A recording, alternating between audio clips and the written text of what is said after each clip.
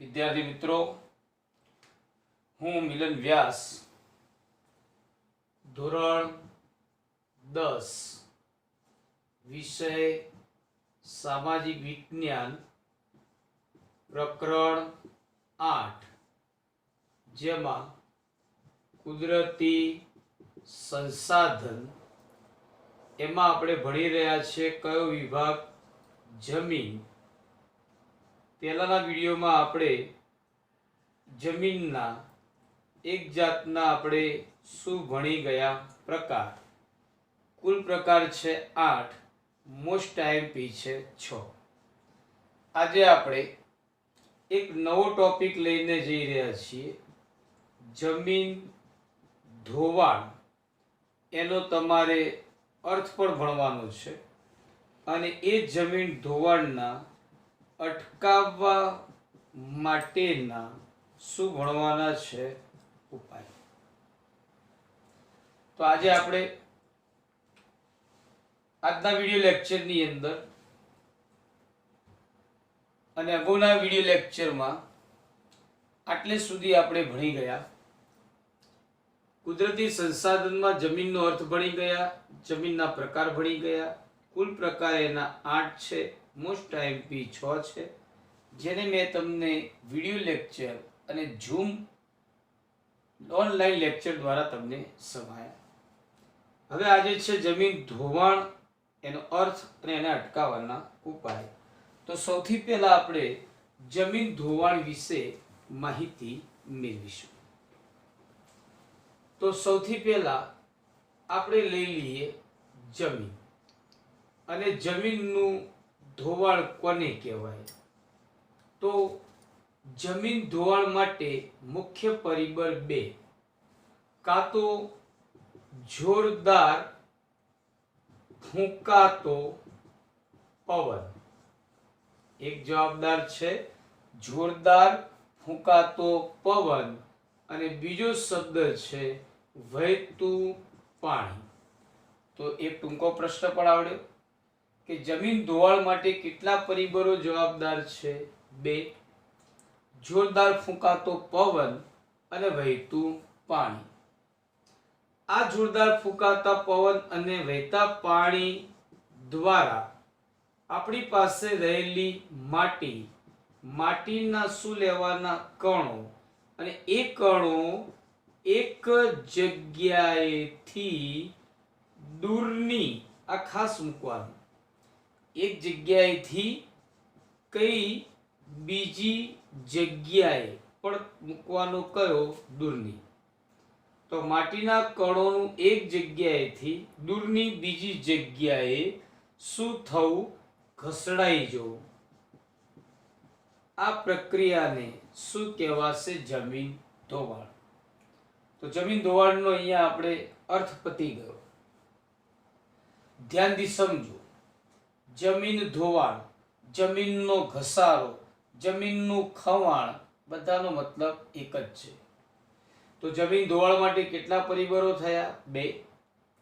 જોરદાર ફૂંકાતો પવન હોય, અથવા વહેતું પાણી હોય, અથવા 2 થી 2 હોય. અને 2 થી 2 દ્વારા માટીના કણોને, આખી માટી કે જમીન ના ઉડે, આખી માટી કે જમીન ન ઘસડાય, પણ એ માટીના કણોને એક જગ્યાએથી દૂરની બીજી જગ્યાએ ઘસડાઈ જવું કે હડસેલાઈ જવું, જે ક્રિયાને શું કહેવાય? જમીન ધોવાણ. હવે એ જમીન ધોવાણ પટી ગયા પછી હવે એ જમીન ધોવાણના આપણે શું ભણવાના છે? ઉપાય. તો જમીન ધોવાણ અટકાવવાના ઉપાયમાં સૌથી પહેલું કામ શું કરવાનું? તો જમીન ઉપર થતું પશુઓ દ્વારા જે ચરાણ છે ને, એ બંધ નહીં કરવું, પણ શું કરવું? અટકાવવું. વધુ પ્રમાણમાં થતું હોય તો એને ઓછું કરો. કેમ સાહેબ આવું? તો માની લો કે આ જમીન ઉપર શું ઉગેલું છે? ઘાસ. એ ઘાસના જે મૂળ છે એ જમીનની માટીના કણોને શું કરે છે? જકડી રાખે છે. પરંતુ વધુ પડતા પશુઓ જો ચરણ કરશે અને અહીંયા ઘાસનો એક જાતનો નાશ થઈ જશે તો જે જમીનના માટીના કણોને જે પકડી રાખવાવાળા મૂળ હતા એ રહેશે નહીં અને અહીંયા માટીનું કે જમીનનું શું થઈ જશે? ધોવાણ. એટલે પહેલો ઉપાય તમને આપે છે કે જમીન ઉપર પશુઓ દ્વારા જે વધુ પડતું ચરાણ થાય છે એને શું કરવું? અટકાવવું. બીજો શબ્દ છે પડતર જમીન. પડતર જમીન ઉપર બને એટલા વૃક્ષો શું કરવા જોઈએ? વાવવા જોઈએ. જેથી કરીને ક્રિયા એક જ. પડતર જમીન કોને કહેવાય? આવો એક આગળ શબ્દ આવશે ઉજ્જડ. ઉજ્જડ અને પડતર જમીન વચ્ચે તફાવત છે. આ એક જમીનનો ટુકડો છે, ઉપયોગમાં આવે એવો છે, પણ આપણે ઉપયોગમાં લેતા નથી તો એને કહેવાય પડતર. આ એક જમીનનો ટુકડો છે જેને તમારે ઉપયોગમાં લેવો છે પણ લઈ શકાતો નથી. બંને વચ્ચેનો તફાવત જોજો. આ ઉપયોગમાં આવે છે પણ તમે લેતા નથી. આ ઉપયોગમાં લેવી છે પણ લઈ શકાતી નથી. આથી આને પડતર કહેવાય અને આને ઉજ્જડ કહેવાય. તો આવી જે પડતર જમીનો છે એ પડતર જમીનો ઉપર બને એટલા વૃક્ષો શું કરવા જોઈએ? વાવવા જોઈએ. ત્રીજો ઉપાય, આમાં શબ્દ વાપર્યો છે ઢારવાળા કે ઢોરાવાળા વિસ્તારો. સાદી ભાષામાં એને પર્વતીય વિસ્તાર કહેવાય. આ પર્વતીય આપણે બીજી ડિઝાઇન ચિત્ર દ્વારા જોઈશું કે પર્વતીય વિસ્તાર છે. તો પર્વતીય વિસ્તારમાં શું કરવું? તો પર્વતીય વિસ્તારમાં જ્યાં આવો ભાગ આવે ત્યાં આગળ ઢારવાળો, તો ત્યાં તમે ખેતી કરો. પાછો આ ઢોરાવ આવ્યો જવા દો, પાછો આ ભાગ આવ્યો ત્યાં તમે ખેતી કરો.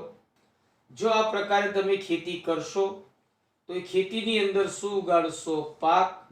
પાકના જે મૂળ છે એ માટીના કણોને શું કરશે? જકડી રાખશે અને ધોવાણ બને એટલું કેવું થશે? ઓછું. તો મુદ્દો એવો આપે છે કે ઢોરાવવાળા, તો ઢોરાવવાળા વિસ્તારની અંદર આપણે આજે તમને ચિત્ર દ્વારા બતાવી એને કયો આકાર કહેવાય? એક જાતનો પગથિયા આકાર અથવા તો સીડીદાર. એને શું કહેવાય? ખેતી. તમે આસામ જશો તો આસામની અંદર ચાના જે બગીચાઓ છે એ ચાના બગીચા આ પ્રકારની ખેતી જોવા મળશે. પરિણામે આસામના પર્વતીય વિસ્તારોમાં ચાના છોડના મૂળ માટીને જકડી રાખે છે. પરિણામે આસામમાં વધુ પડતો વરસાદ થતો હોવા છતાં પણ જમીન ધોવાણ અટકાવી શકાય છે. ચોથો ઉપાય આપણે લઈશું. માની લો કે આપણું ખેતર છે અને ખેતર આપણા કુદરતી રીતે ખેતરની અંદર શું પડે છે? ઢાળ. જો તમે કોઈ ઉપાય નહીં કરો તો આવા ખેતરની અંદર જોરદાર શું પડશે? વરસાદ. એ વરસાદનું પાણી ગતિની સાથે એ ખેતરની માટીને બહાર ખસડી જશે અને જમીનનું શું થઈ જશે? ધોવાણ. પરંતુ આવા જે ઢારવાળા ખેતર છે એમાં 1 થી 2 ફૂટ ઊંડી, આપણા 1 હાથ કે 1.5 હાથ ઊંડા ખેતરને ખેડો અને પછી એક જાતની શું કરવી? ખેતી. પરિણામે ઊંડા ખેતરો હશે. ચોમાસાનું પાણી ખેતરોમાં ભરાઈ રહેશે. ધીમે ધીમે પાણી જમીનની નીચે ઉતરી જશે, પણ માટી જે ખેતરની બહાર ફળદ્રુપ ઘસડાઈ જતી હતી એ શું થઈ જશે? બંધ, ને ધોવાણ અટકી જશે. તો મુદ્દો શું બને છે કે ઢારવાળા જે ખેતરો છે એ ઢારવાળા ખેતરોની અંદર ઊંડી એક જાતનું શું કરવું? ખેડા. તો તમે અહીંયા અટકાવી શકશો. ત્રીજો પોઈન્ટ છે કે કેટલીક જગ્યાએ પાણીના વહેણ એટલે પાણીના જવાનો માર્ગ. કેટલીક જગ્યાએ પાણીના વહેણમાં મોટા શું પડેલા હોય છે? ખાડા. બહુ વિશાળ તળાવ જેવા. તો એ ખાડાની આગળ એક જાતના શું બાંધી દેવા જોઈએ? આડે બંધ, જેથી કરીને એ વહેણ દ્વારા જે સારી માટી ઘસડાઈ જાય છે, એ આડા બંધ દ્વારા એ માટીનું ધોવાણ થતું શું થઈ જશે? અટકી જશે. ત્રીજું, શહેરની અંદર ખાસ કરીને જે ખેતરો છે, એ ખેતરો ચારે બાજુથી કેવા હોય છે? ખુલ્લા. પરિણામે હવા દ્વારા માટી ઉડી જશે અને વરસાદના પાણી દ્વારા માટી ધોવાઈ જશે. પરંતુ એ ખેતરોની ચારે બાજુ વૃક્ષોની શું બાંધી દો? વાડ, અને માટીના શું બનાવી દો? પારા. જેથી એ વૃક્ષોની વાડ હવાના જોરને નરમ કરી દેશે અને માટી જે ઉડી જાય છે એ બનતી અટકી જશે. વરસાદનું પાણી જે ખેતરોમાંથી સારી ફળદ્રુપ માટીને ઘસડીને બહાર લઈ જાય છે, પરંતુ આ માટીના પારા દ્વારા એ ધોવાણ શું કરી શકાશે? અટકાવી શકાશે. તો આ રીતે આપણી પાસે સરસ મજાનું કાલે ઓનલાઈન લેક્ચર દ્વારા પ્રશ્ન ભણવાનો છે કે જમીન ધોવાણનો અર્થ આપો અને જમીન ધોવાણ અટકાવવા માટેના શું જણાવો ઉપાય. આઈએમપી પ્રશ્ન છે. પ્રથમ પરીક્ષા હવે હું નિશ્ચિતતાથી નહીં કહી શકતો, પરંતુ વાર્ષિક પરીક્ષામાં 2 ગુણમાં પસંદગીકાર આ આપણો એક જાતનો શું છે? પ્રશ્ન, જેને મુદ્દા દ્વારા આપણે અહીંયા પદ્ધતિસર ધ્યાન મેળવીશું.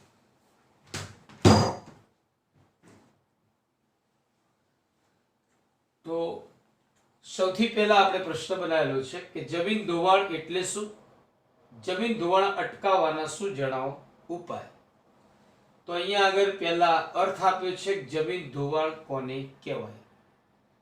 મેં જ્યારે સમજાવ્યું ત્યારે જોરદાર ફૂંકાતો અથવા બીજો શબ્દ છે ગતિશીલ હવા અને વહેતું પાણી. આ બંને પરિબળો દ્વારા જમીન, જમીનની માટી અને માટીના કણોનું એક જગ્યાએથી દૂરની બીજી જગ્યાએ ઘસડાઈ જવું, જેને શું કહેવાય છે? જમીન ધોવાણ. જમીન ધોવાણ અટકાવવાના ઉપાયોમાં કુલ આપણી પાસે 6 ઉપાય છે. જમીન ઉપર થતું પશુચરાણ શું કરવું? અટકાવવું. પડતર જમીન ઉપર શું કરવાનું કહે છે? વૃક્ષારોપણ કરવું. ધુરાવવાળા અથવા પર્વતીય વિસ્તારોમાં ખાલી જગ્યા આકારની તો કઈ પગથિયા આકારની શું કરવી? ખેતી. અભી વાત કરી કેટલાકના ખેતરો ઢાળવાળા છે, તો ઢાળવાળા ખેતરોમાં કઈ ખેડ કરવી? ઊંડી ખેડ કરવી. પાણીના વહેણના ખાડા પડ્યા હોય તો ત્યાં આગળ શું બાંધી દેવો? આડો બંધ. અને ખુલ્લા ખેતરો હોય તેની ચારે બાજુ વૃક્ષની શું બનાવી દેવી? વાડ. અને માટીના શું બનાવી દેવા? પારા. જેથી ખેતરની ફળદ્રુપ માટી ખેતરની બહાર જતી શું થાય? અટકી જાય. અને આ રીતે તમે જમીન ધોવાણ અટકાવવા માટેના શું લઈ શકો છો? ઉપાય. તો વિદ્યાર્થી મિત્રો, હવે નેક્સ્ટ લેક્ચરમાં આપણે મળીશું.